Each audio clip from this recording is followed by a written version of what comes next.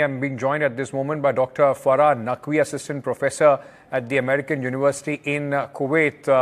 Ms. Naqvi, thank you for speaking to us. Dr. Naqvi, let me first ask you, what are the, it's a terrible tragedy in which 41 people have lost their lives. What can you share with us at this moment? What is the news that is trickling in the Kuwaiti media? What I have read in the news is that it is first of all, it is a deeply sad and unfortunate incident that happened this morning. And it has, that toll has reached around, in fact, crossed 45. And as you must have read, that majority of the deceased are Indians. And several people are also injured, and they have been taken to the nearby hospitals and are being provided medical treatment. The medical teams are doing what they can in terms of providing the due medical care.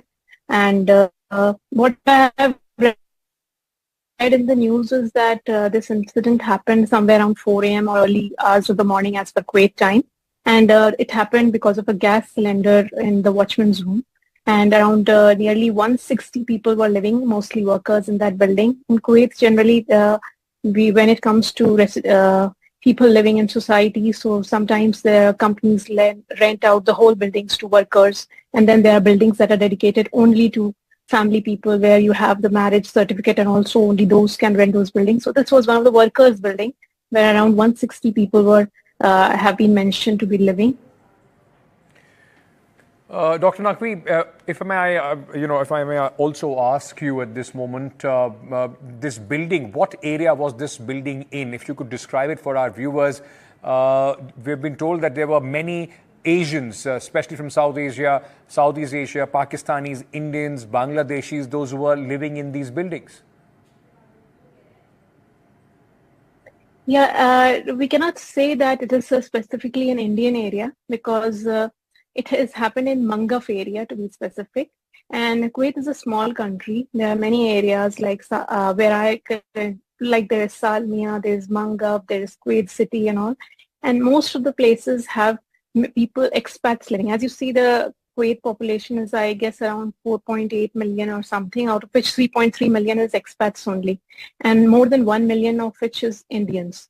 So whichever building you rent, you have people who are living from across nationalities. For example, you will be living and you will have the neighbors who will be from Lebanon, from American, and so it is Indians or Pakistanis, so different nationalities all staying together. But there are buildings that get specifically dedicated to workers.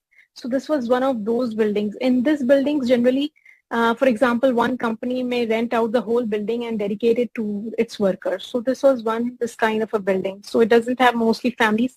I mean, many times you see workers are from lower economic background and they have come all over here to make money, and they live in kind of sharing accommodations to save money and all. So this is this one kind of building.